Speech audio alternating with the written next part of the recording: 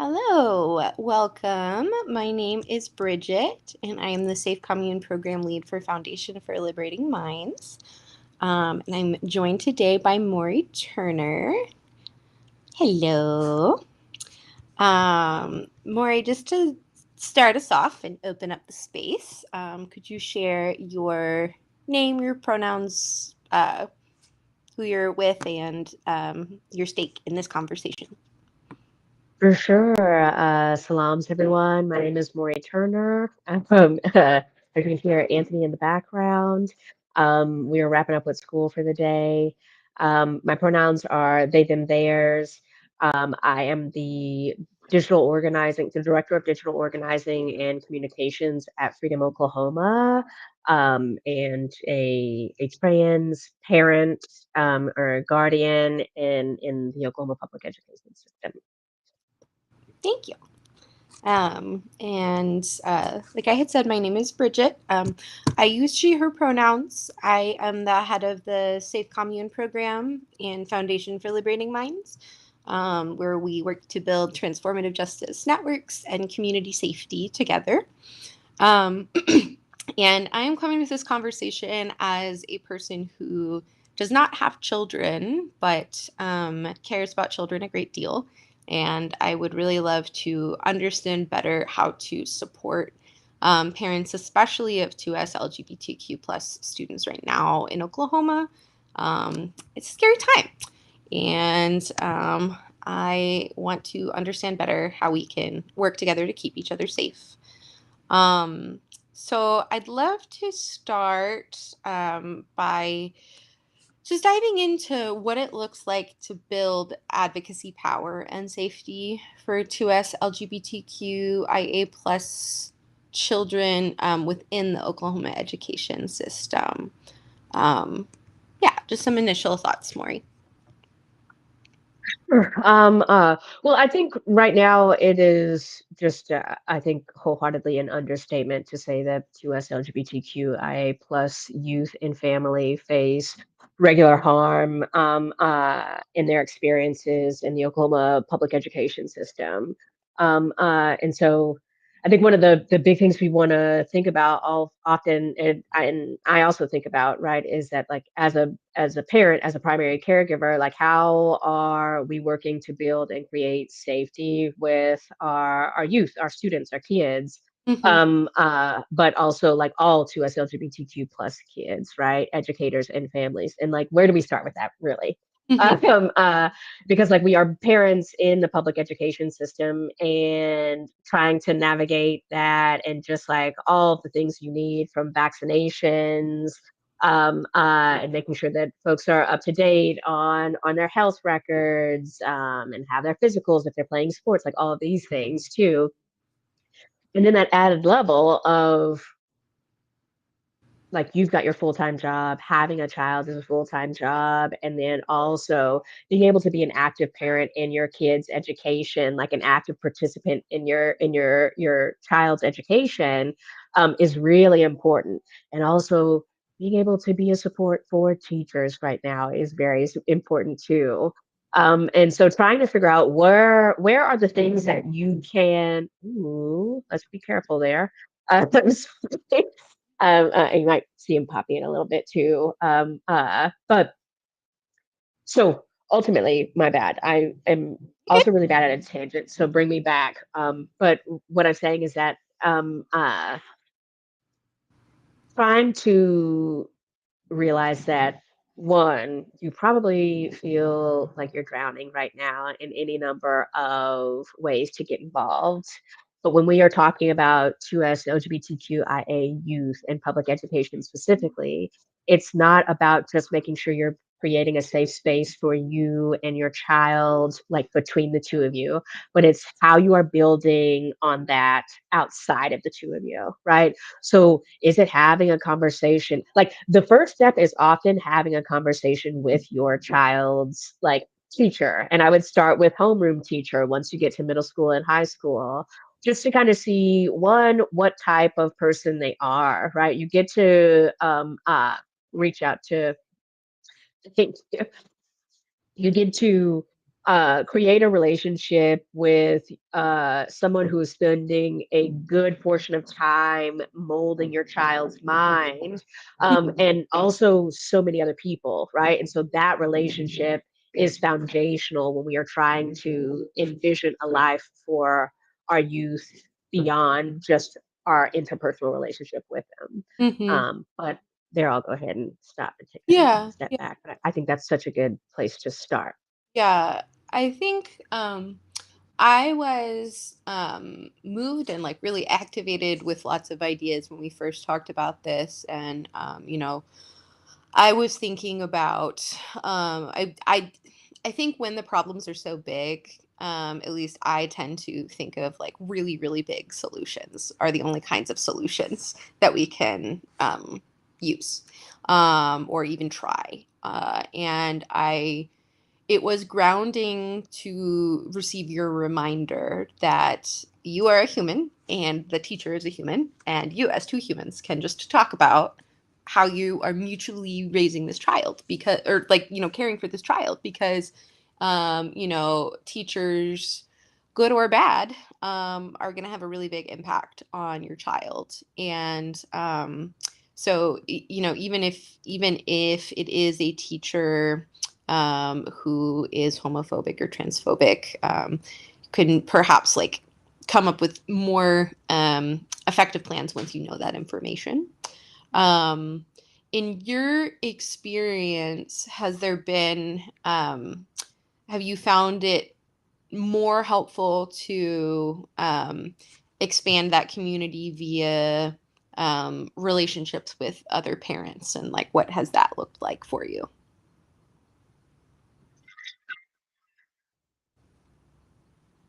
I think for me, because here's also the thing, right, is that I am deeply introverted too. And like there will be times where if I am overstimulated enough, I could walk into a room with a friend and I probably still wouldn't say anything. Like, and so, um, uh, but I know that that is me and that's my nature, and I know that I want something so much more for Anthony, and so I think my biggest first step, like I like mentioned, and I will talk about this so much, is like making sure that you are doing what you can to form a relationship with the teacher. I think beyond that, right, and like in doing that is that the parents, right, like it's so exhausting. It's so exhausting. And I want to also say, like, as a single parent, um, uh, that like has a wonderful ecosystem of people to be able to help take care of Anthony. But also like that's me at the doctor's appointments. That's me at the school drop off, at the school pickup, like all of those things, right? Um, uh, but like I said, I want so much more for him. And so when it came to engaging in especially Oklahoma's public education system, I tried to make sure I was going to the events, right? So like when the school said, "Oh, we're gonna do like a popsicles in the park event to get to so you can get to know some of the students that your kids will be in class with, so you'll get to know some of the administration, some of the teachers." I'm like, that gives me anxiety. Mm. And that is also Anthony is a social butterfly. I don't think he's ever met a stranger. And those are environments that he thrives in. And at the very least, I should be willing and ready to engage in an environment somewhat similarly to him, right? And so that's the thing too, is like doing the hard thing, and sometimes going to the popsicles in the park is the hard thing, right? Sometimes, and here's also what I'll say. Yes, I live in Oklahoma City right now, in a place that has something like popsicles in the park. I don't live in rural Oklahoma, but I grew up in rural Oklahoma, and I don't remember something like popsicles in the park, right? I don't remember a back to school picnic that we're going to after this, right? Things like that. And so making sure that you are reaching out in the ways that you have accessible to you, right? So if it is the popsicles in the park, try to go to those things when you can. If it really is just showing up to the parent teacher conference, or maybe just popping by one of the volunteer nights to be able to see what's going on at the school, what's there. But the parents, right, that being able to meet the parents through those things have helped me so, so much. It is a place where I feel like I'm like, oh, hey, like, did you hear about this going on at the school? Or I mean, it could be like, oh, like, yeah, is an RSV outbreak, or it could be something like, oh, did you hear about chess club signups? They're extended or something like that, right? The big and the minuscule, because like that's the thing too, or the things that we feel are big and minuscule, because oftentimes people will wait until the last minute, or until that we are in dire situations of like, oh, okay, like, well, my kid does feel like they've been discriminated against, or my kid has been discriminated against, or anything of the matter, right? And will come at in that moment. And I'm not saying that administration and faculty and staff shouldn't hear you in those moments, but it is sometimes better to be able to try to formulate those relationships beforehand. They should be able to listen to you no matter what. But I know for me, being able to get involved with other parents to be able to say, like, oh, like, what's going on? Or also just like being like, man, I feel like I'm not doing great as a parent this week. What's going on? And other parents to be able to say, you've got other parents there to be able to say, well, we all feel like that, like, and you've got them here, you've got them fed, you've got them clothes, they're at soccer practice, or they're happy and they're healthy, or what have you. Hmm. Or some days when I'm just like dog tired, they'll be like, well, do you just want to come and drop them off and the kids can play together while you take a little break? And I'm like, actually, yes, Yes. thank you so much. And like that happens when I am able to get involved with other parents, and or when my friends are like, I I could watch a kid today, you know? And that happens because we get to lean on community, and we get to be a little bit more vulnerable in the ways that I wish people were more vulnerable with me. But I also know that that's so hard. So that's like a very kind of convoluted answer. But No, I think it makes a lot of sense. It's yeah, like I said, I think for me it feels like simpler, but also can be like even more intimidating when it's like a really simple thing. I can like plan a whole social media campaign and be like, okay, we're gonna like put out a zine, we're gonna do like all of this stuff, like getting in like that kind of organizing mode. But when it comes to, just like building relationships with the teachers and parents who you're gonna be around and who your child is gonna be around, it can sometimes like feel a little intimidating, but it is a natural thing. And I feel like not just for 2S LGBTQIA plus kids, but for kids across the education system right now, I'm hearing from parents and from teachers and from students that like everyone feels more isolated. People feel more separated. People are on different schedules. There's a lot of fear mongering and stress and constant overstimulation. Um, I'm curious what based on like your upbringing in rural Oklahoma and your experience as an adult in Oklahoma City, how you think rural Oklahoma, like the type of community that you grew up in, might look different now from how it did when you were growing up, and like what are the ways that people are um, might be like looking to build community differently in rural communities as opposed to in Oklahoma City.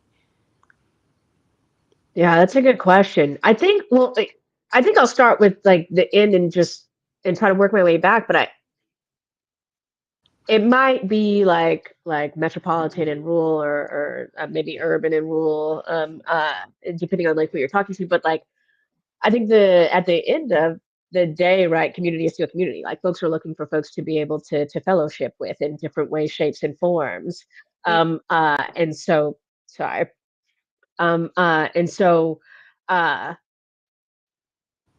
like that is the thing. But also like we are in a time where, like, I was raised on old school organizing. Like when my first organizing job out of college was at the ACLU, which I thought was actually impressive for me. But like, um, but it was like it was breaking bread with people. It was me. It is like breaking bread with people. It is meeting people where they are in language, in thought, and it's willing to be able to. It's like being willing to put in the time. It is slow. It is relational. It is deep. Mm-hmm. And but we are working in a nation, in a media stream, in a social media stream where it makes us like always feel like we have to respond to the here and now and lose sight of our long-term planning too. So, I think like there are so many things. Actually, I'm going to take a step back and I think maybe I just want to maybe stop right there actually and just talk about that piece because like the relational organizing and the slow organizing and the way the media has us always going, right? Um, uh, and then that deep rural and urban divide, right? The thing that remains the same is that to be able to care for people, right? To be able to organize for the things that we need, we also have to build community. Because if I don't trust you with my policies, I just, and maybe this is the rural Oklahoman in me, right? This is, but there are people that think that policy is the end all be all in the sense that like if you write good policy or if you vote good policy then you must be a good person or vice versa, right, with bad policy and bad people, and or people who happen to make good choices and happen to make bad choices. But what I will say in it all is that our core values, the things that like our needs that need to be met at the end of every day, right, when we get those things met, right, even in the ramp up of social media and with the atrocities at the federal level, like those core needs still need to be met. And we still need to be able to get those, right? Like, and I think what I'm trying to get at is like, there's no way in which we organize for some future that exists that we aren't seeing or envisioning or building right here and right now. Yeah. Like people always talk about like planting seeds for the shade of trees that we'll never sit under, right? But there are things that we can do to provide us shade right here and right now that will still get us that shade later on too. And without, maybe I should take a step back from the analogies and say like I would not be a good organizer if I was preaching or teaching something about community organizing or continuously asking folks to come together if I wasn't trying to do that in my personal life. And that's the thing too, right? Is that like I'm trying to make sure that if I'm saying like, oh, well, we have to be working on relational organizing, we have to be working on being able to meet people where they are. Am I doing that with my friends and my family and my neighbors? Like, am I talking to my neighbor about the landlord that I'm complaining online about? Like, because like they have the same one, and are they going through the same things? Like, can we organize in that way? Mm. Uh, there's a local band that I absolutely love. I got a shirt from them the other day, and when they dropped off the package, they dropped it off at Anthony's school, and they left a loaf of bread. They said, "We really thank you so much for everything." And I'm like, and I miss that. I'm like, and I love that. Shout out to Chris Slow Crumb. Hmm? Love that. Um, uh, but I think like that's the thing too, right? Is that like, yes, we are building things far beyond. And I know this might be getting us away. So I want to make sure that I'm focusing back on like the educational piece of it too, but like why it's important for public education too. And our youth in public education is that like they have to see those things be modeled, Mm-hmm. right? They have to, and not like children don't know unless we do it, but like they understand that those things should be commonplace, right? That you shouldn't just feel like, man, this should feel better, but like we should be able to see the, like if we said like, yes, you have to work on relational organizing, you have to talk to your boss like this, and this, right? Your manager like this, and this, like they have to respect you.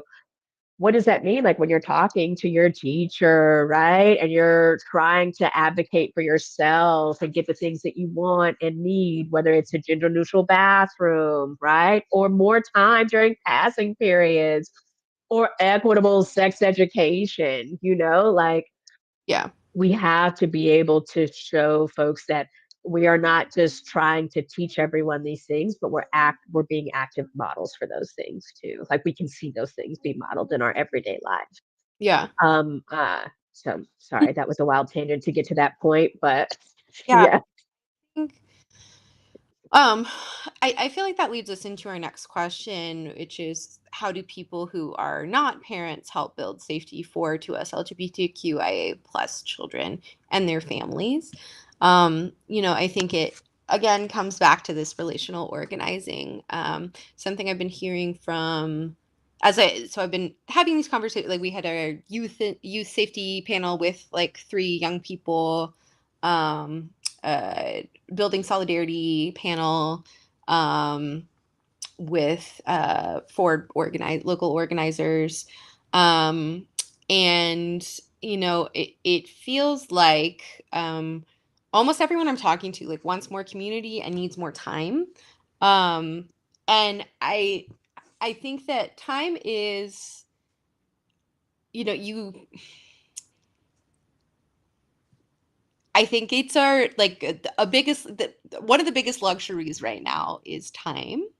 And also, if you don't have very much time, I think most tried and true way I know mentally is to like split that time with other people. So if I am, I don't really have like the time and energy to clean my house or like make meals all 7 days a week. I could do like a meal prep club or like a cleaning club with other friends. Like I could make a big pot of something and then I could like trade people food. And whenever I've talked to people about this, they've been like, yes, I make a big pot of something and then I end up like, I don't want to eat it. And a lot of us get in the like, food delivery cycle, etc. But it takes trust and vulnerability, like you said, to build relationships. But once you have those relationships, you can share your load. Community takes um, input and sacrifice to a degree, but you also get a lot out of it. Um, and I feel like I've been hearing from so many people that we need more third spaces.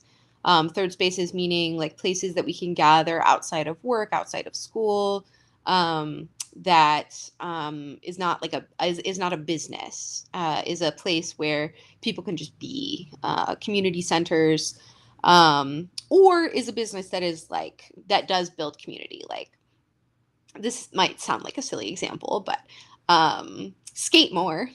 I've been thinking a lot about roller rinks because the roller rink that that I grew up with in Norman closed in 2020. Skate more. Every time I go to Skate more, there are so many people there. Like they have built a loyal following.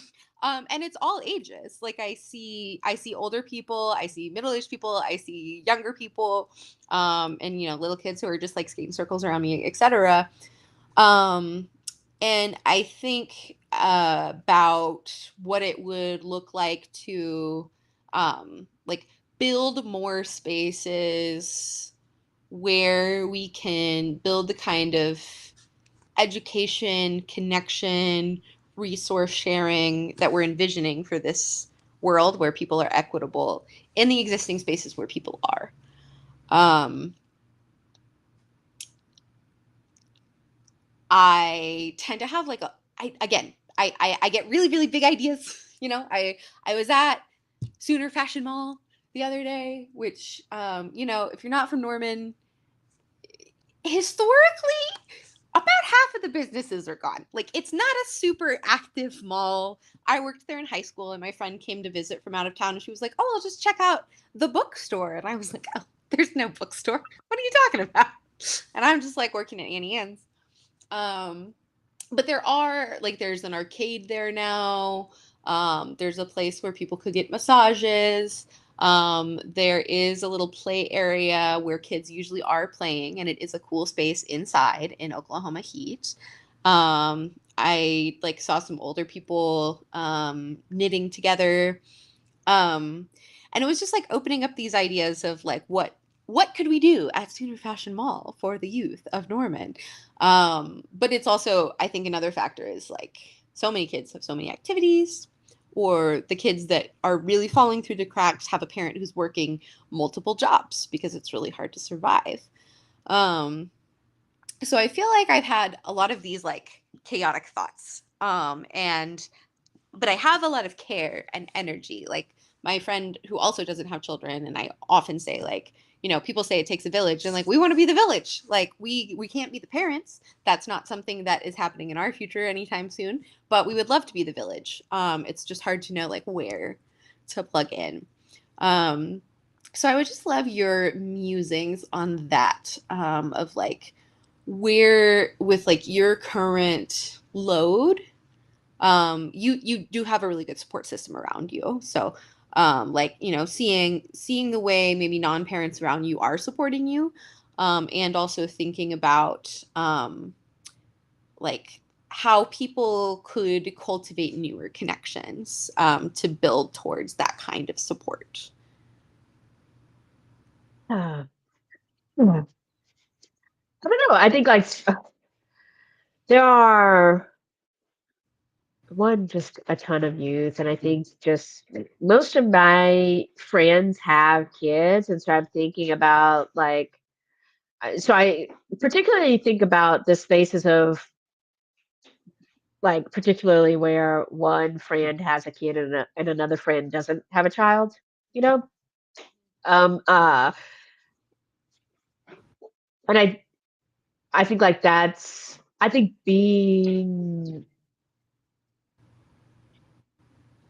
at this point in time in my life, my friends that have been here, the friends that I have had for years, like grown up with, right? They are my chosen family, right? And I don't envision a world in which I couldn't call them and be like, oh hey, like can we get the kids together, right? Or with the ones who don't have kids, like could you pick Anthony up from daycare or something like this? But I think being invested in that space, Hmm. because that's also the thing too. It's like if you are invested in that space, being invested in that space, right? Understanding that parents are going through something, and so making sure that more of your friends are in places where one children, or like more of your hangouts or your social events are in places where children are welcomed, Mhm. is really really important.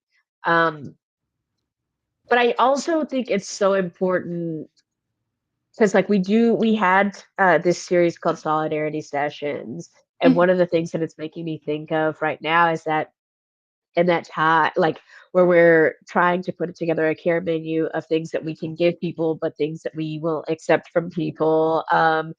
But one thing that we touch on also is the importance of being able to say no and being able to hear no. Mm. Like being able to hear no is really important because it doesn't mean like, hey, just because they told me no that one time doesn't mean that they'll never accept that. It just means that it was a no in this instance, right? And if you feel like that, like you should be willing to engage in a conversation more about like to get more information about it, right? But I think making sure that we are understanding in this time like what it takes to be a parent or a caregiver and creating spaces actively before parents get there, I think is really important too, so that parents or caregivers like don't have to um uh create that space once they get there, but creating those spaces because it's not rocket science. Creating a foundational place where folks can land safely and securely, that allows them to be able to grow, and you get to fill the cracks that you've left there, right? but asking someone to come in already and trust that you'll implement the things that they say lets folks know that you're not willing to do the work before I get here, but you're willing for me to always do the work, right? So that you can always seem like you're there. Yeah. And I think like that's a thing too, right? So being able to engage in those spaces with your guardian friends, like with your caregiver friends, is really really important. And realizing like when that is not the space for you, and being okay to hear that some people. I don't think that there should ever be a space where kids aren't allowed in public, but understanding that there are individuals who kids are not their forte is really important too. Mm. And I think that's important for me, maybe. And so I think, did that answer your question though, actually? I think to a degree, yeah. Like having the like opening up that dialogue with your guardian friends is part of it. And being aware of like making space for that guardian parent and their child at your social events, and also um being aware that like maybe not every space is going to be for you, and you can still be supportive in other ways. um I think that so I was a cashier at a grocery store for a long time, and that was like my main medium to connect with kids and parents. And I got really good at talking to both kids and parents at the same time. And like as parents were like usually pretty stressed out and like overstimulated and trying to like pay for their groceries, I could engage the kids and like, make sure that they weren't that like that parent could focus on like what they were doing at that moment, and like I could be the one like talking to the kids and playing with them. And like that was also nourishing for me because like I didn't have a lot of like cute kids in my day to day because I'm not a parent. I don't like live close to a lot of my extended family. um and yeah, they kids are kids are funny. They are a hoot and a half. And also I witnessed a few different scenarios that really made me think about like the way that we are more disconnected now than in times past, like when there was a young mom pushing a cart with two kids. There's uh like one was in the baby seat, one was like in the main cart, and she turns away for a second, and they're like rocking the cart, and then the cart falls over. No. And they were both okay. They were mostly just scared and like shaken up. They were maybe like 3 and 5. And it was like it was apparent to like everyone around her that like like she couldn't give them the comfort and attention that both of them needed at the exact same time. And there were a couple older women who were like right next to them and like clearly like just like wanted to like reach out and grab them, but like one of them even was like, oh, but he doesn't know me, I don't want to scare him. um and then I have seen this discussion, as I've just been talking to different parents and like looking online and stuff too, um, of like, how do people react when a child cries in public? Like, that's not a super uncommon, unforgivable thing, but it is. There are people who again, like also in the store, I would see like when a child was crying, like people would be kind of like judging the parent and be like, you need to take that child out of here, like take that child to the bathroom. um or like people who would like try to like build solidarity by being like, oh, it is a terrible, horrible, no good, very bad day, or like something that's like expressing empathy. But it was really uncommon for someone to just like reach out and help. And I was watching a video particularly by a young mom who like had a baby and a toddler, and like she was in kind of a similar situation where they were both crying in the store, and an older woman like did not ask. She just came and like picked up the baby and was like comforting the baby next to the mother. um and the mother was like, I was so grateful. I know a lot of people were really scared to like actually help, but like I was really grateful. Like I was just an overstimulated human and a mother at that moment, and this woman had clearly been a mother. Like she knew what to do. She knew how to comfort a crying baby. Like, and I think that there are um I think so much about the way that we connect with each other and like it, what it means that so many of us have social anxiety and how much of that is like that we just like aren't like we can't like walk outside and just bump into many people we know a lot of the time.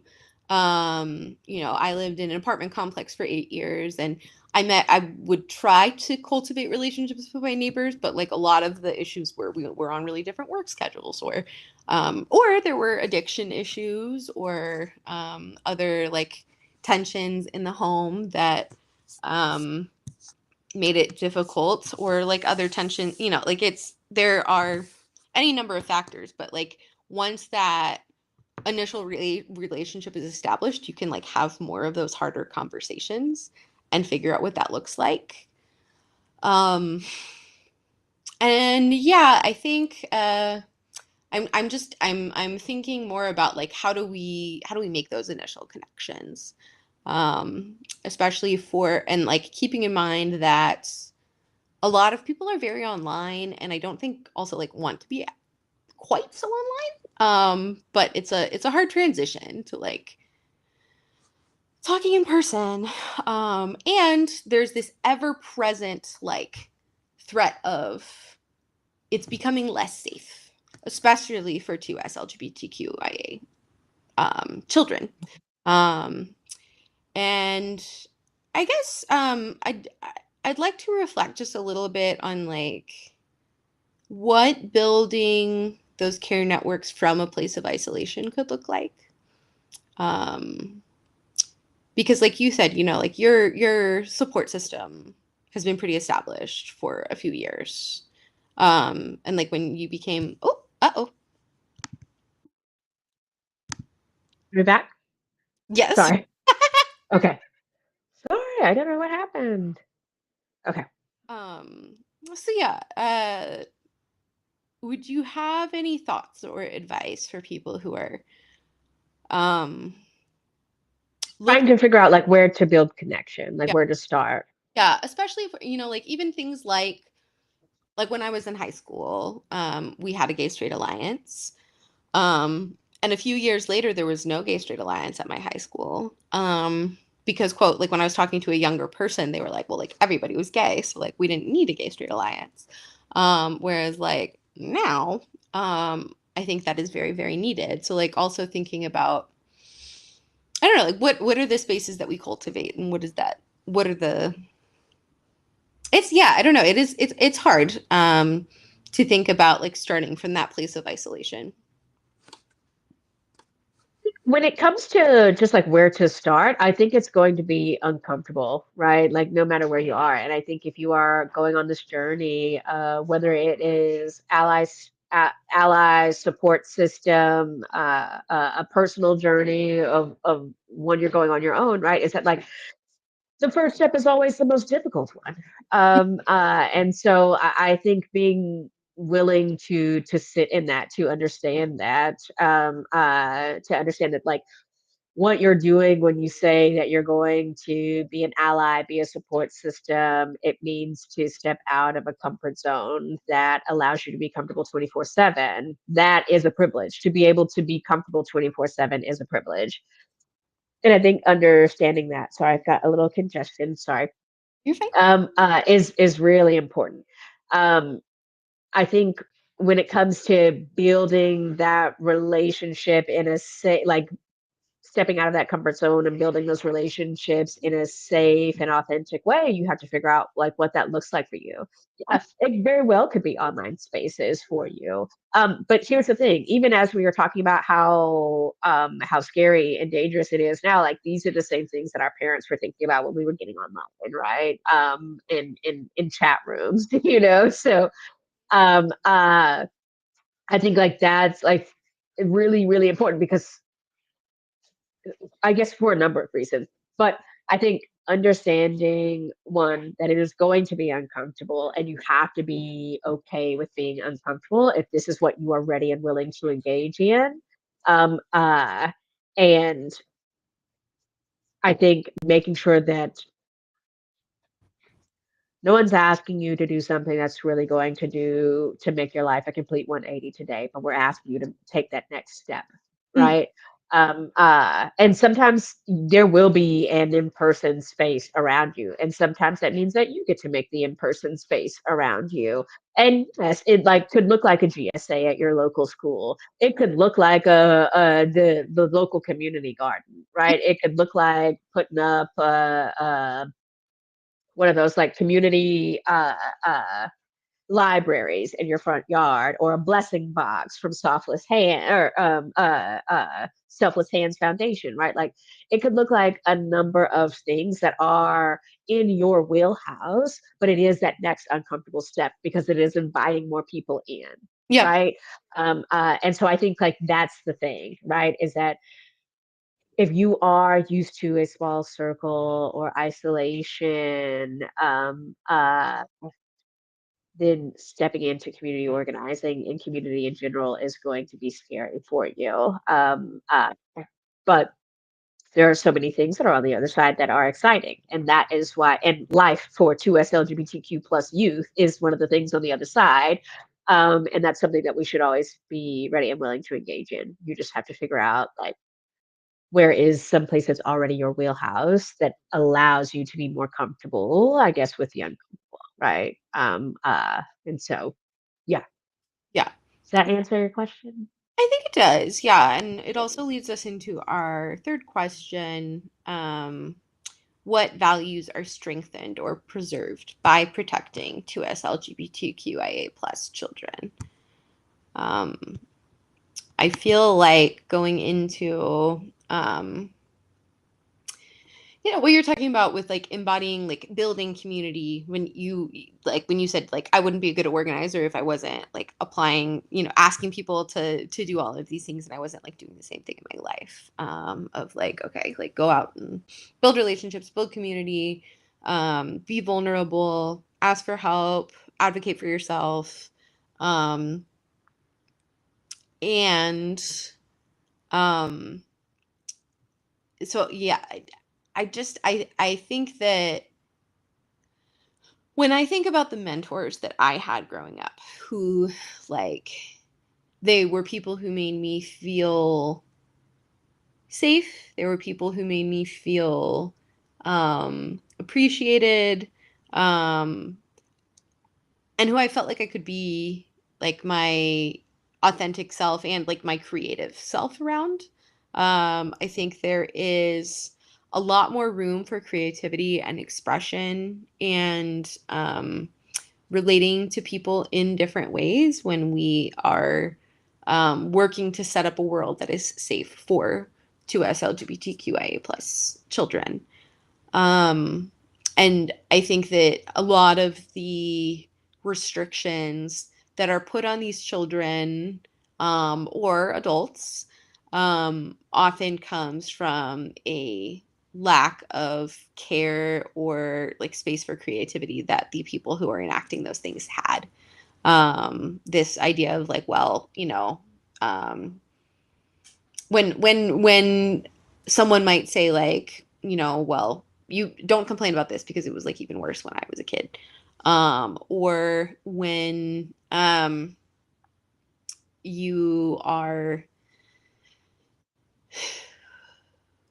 uh I kind of lost my train of thought. Oh no. No, uh you're fine. um but yeah, like all of this is to say that like I want a space where I can grow and be and express myself. And if I am building spaces that are open to children, that can be an outlet for children to find themselves, to express themselves, to find their voice, and find their community. Um, what would your thoughts be on this question of what values are we strengthening or preserving through this work?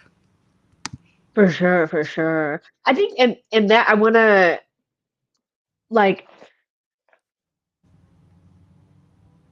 there are a myriad of obstacles that face 2SLGBTQIA plus youth when it comes to being able to have their needs met in their school experience, right? From time to rights to ageism. Mm, And so I think what we also want to, I think the focus, right, thing we want to make sure we're thinking about, right, is how do we make space to listen to the needs of the youth, right, and folks who are engaging in Oklahoma's public education system to help them build power and enact change, right? Because we want it not just for the youth, right, but for their guardians, their caregivers, right, their support systems too. And I think that's the thing, right, is that like we can sit here and we can talk about like as a parent, as folks who interact with youth, like what we think, but the important thing, right, is to make sure that we are listening to youth, right? Like what are they saying, right? Because in my mind, if young folks can tell me that they are trans, right? Then they can also lead a revolution, right? They can lead the change that needs to happen on the school board or in the classroom or at the state level. And so I think like that's a really big thing is that sometimes we get in this kind of jargon nonprofit worlds that has us excluding the ideologies, the voices of youth, the people that we are talking about nonstop. And I think so to be able to think about like how we are listening to youth mm, um uh and their interaction with public education is really really important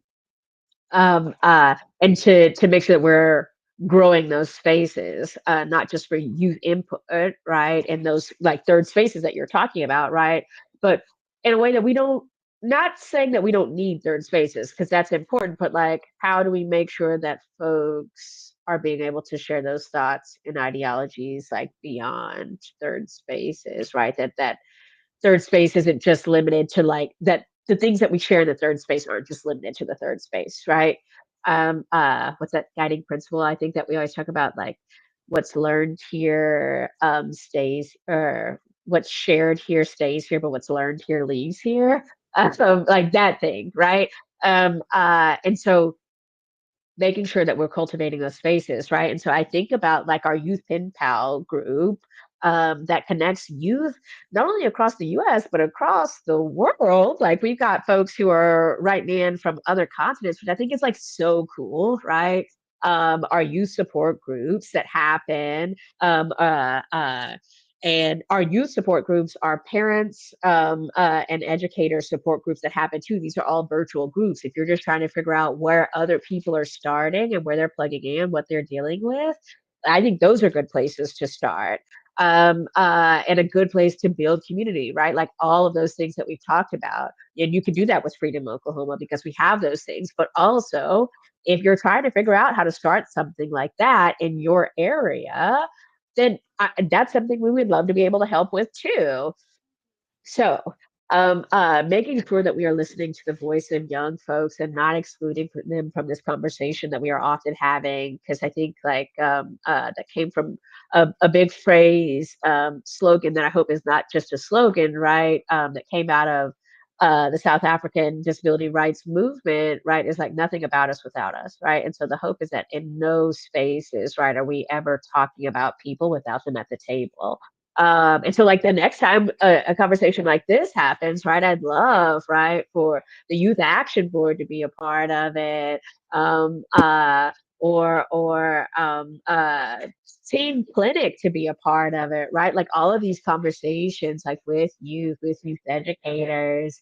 Um, uh, I think like that's important, right? Is that we just to make sure that we are creating more spaces where we're listening to youth. Um, uh, and that we get to empower them to enact the change that we're thinking about. Because I think that's the thing too, right? Is that sometimes we get in our own way in a way that the next generation that is coming after us like will not. So um uh so and that's I feel like that's what our parents and our grandparents said about us too. But yeah, that's what those are my thoughts though. I don't know. What about you? Mm, yes, I think that um, when I am thinking about cultivating safety, um, this has been a big focus of transformative justice is centering survivors. And there is this tension, especially I think between um, I mean, you know, I don't know how much of a divide there is in the transformative justice space, but there is this like idea, there's this divide, I think, between youth and kind of everybody else, of this like of young people particularly being like, we are the ones who are getting abused, so like we should be in these conversations. We are more vulnerable as children, as young people, and people take advantage of that. I think that I'd like to see us teach more um, consent day to day, even if it's not called that. I think we could call it, critical thinking or self advocacy, or learning your needs, or, something like that. Um, that's really great to hear about the Freedom Oklahoma spaces that y'all offer, for youth, especially. I love the Pen Pal program. That makes me so happy that there are Pen Pal things happening. Um, and also, there's a group in Oklahoma City. They're small right now, but like looking to grow, called Monster Soup, that is specifically for like kids organizing kids, middle school to high school, around mental health. So they have meetings where they like talk about naming their feelings. They talk about like decision making processes. Like I see them learning these like democratic processes without like naming that, because like they are the organizers in this space. They can co-create this space.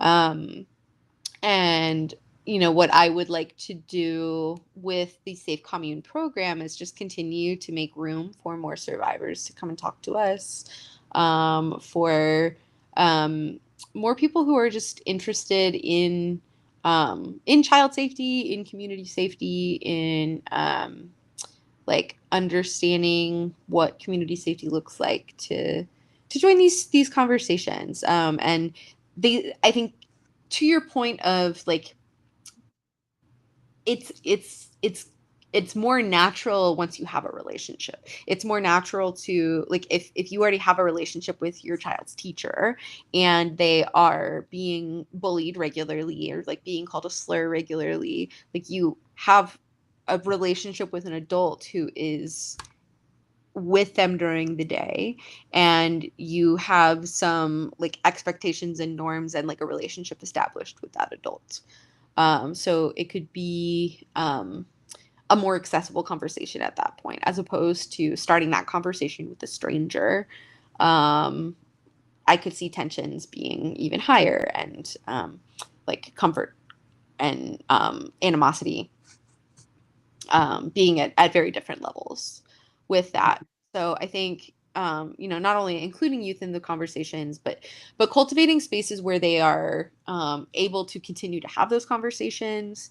And like, this won't be our last live stream. I would love to do more youth series. I would love to. We're doing our Embodying Solidarity Circle tonight. That I'm hoping to have a variety of ages. And I honestly think that I don't think we talk enough about how much we are tending to organize just our own age groups today.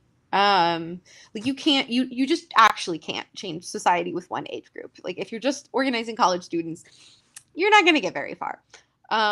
You need elders. you need middle-aged people both with the experience of being a guardian or being an auntie or an uncle or a mentor or just a single working adult. Like those are all valid and complex experiences. And you need the input of young people, and young people who have a good support system around them and young people who don't have a good support system around them, because they also, like, privilege and oppression breed different perspectives to be able to like see different parts of the picture as well. Absolutely, absolutely. And I also think like on that respect is that like when we're organizing too, right? Is that like the hope is that we're realizing one, yes, like I don't think you'll win anything, right, with just one age group, right? And that the hope is with your organizing, you're bringing in folks from different perspectives, right? Because like it is hard to organize folks when you don't have a commonality.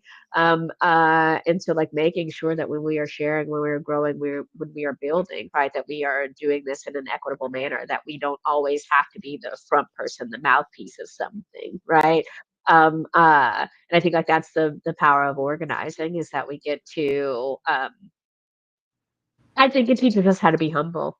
Yeah. If we do it right, I think it teaches us, I think just about anything in life does, but Yeah. I do think that that right now I'd love, I think like when I in thinking about how the nation is interacting with Oklahoma, what I'd love is to see youth get a camera to put out a documentary on Ryan Walters in public education, you know, like I'd like, and I'd love them to have access to be able to dance in a film festival to be able to do that, right? Like I'd love to be able to create these different ways for youth to be able to engage in Oklahoma in a more robust way because like we whenever so often when we hear about Oklahoma in the headlines, it is another atrocity that is happening Mm-hmm. And to our youth. And so yeah, yeah, yeah. it's another atrocity that is happening, and it's a top-down story. It is like a story about legislature doing X, Y, and Z, or like people with power doing X, Y, and Z. Not like rarely do I see the grassroots stories of um, youth advocating for themselves. Like so much so that I have a good friend who made the news at 16 for organizing against their school's hair policy, and like that as a sophomore in high school in a small town in Oklahoma, that like eventually contributing to the Crown Act being passed. And I read about them, and then I met them in organizing spaces like a few years later. And like that's still so cool. Like I remember being a really disillusioned 20 something and having very little hope, and then seeing the story of this 16-year-old and their cousin who like face down all of these authority figures and legislatures, and because they fundamentally were like, this is wrong. I know who I am. I know what my needs are. I don't accept this. Um, and yeah, I mean, I would love to see more stories like that, and even like, even if it is having like a more of a collective writing space. Now I'm kind of thinking about this because I've been thinking a lot about zines, a lot about publications. We have talked about that a little, yeah. Yeah, and just, yeah, like what are the older ways that we can go back to? Because I do see this conversation a lot lately of people being like, we need to get offline. Like online is helpful for X, Y, and Z, but like we need to be doing zines. We need to be doing underground shows. We need to be doing, like person to person outreach. I went to an event in Tulsa a few months ago, and the person who put the event together was like, it was sort of last minute, and as a last ditch effort, I just like printed a bunch of flyers and just like went down the street passing them out. And that's like what brought a lot of the people to the space. And it was so refreshing because it was not like the same 20 people. It was so refreshing. Like it was just, yeah, like so much more engaging. But yes, we are at time, and this will be one of more conversations to come. Um, Thank you so much, Maury.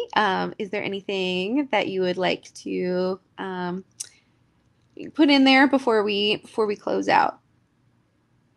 I just want to say, like, thank you so much for holding this space. I really enjoyed the conversation. As you are wanting to know more about organizing or getting involved or more about oral research history or restorative justice or healing circles, this week we've got our Freedom Oklahoma is putting on our Freedom Sessions, which is where we just host like a virtual conference where it's like skill sharing, and it's absolutely phenomenal.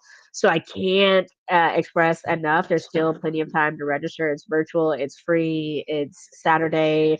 I go each year. I love it. I work here. So I would implore you to check that out. Check out if you are an educator or if you are a parent, we've got support groups. And if you are youth, especially in Oklahoma's public education system, we've got a youth support group, but also we've got a pen pal group too, if that's something that you are interested in engaging in. Mm-hmm. You can find all of that at Freedom Oklahoma .org, or you can follow us on Instagram, which is also just Freedom Oklahoma.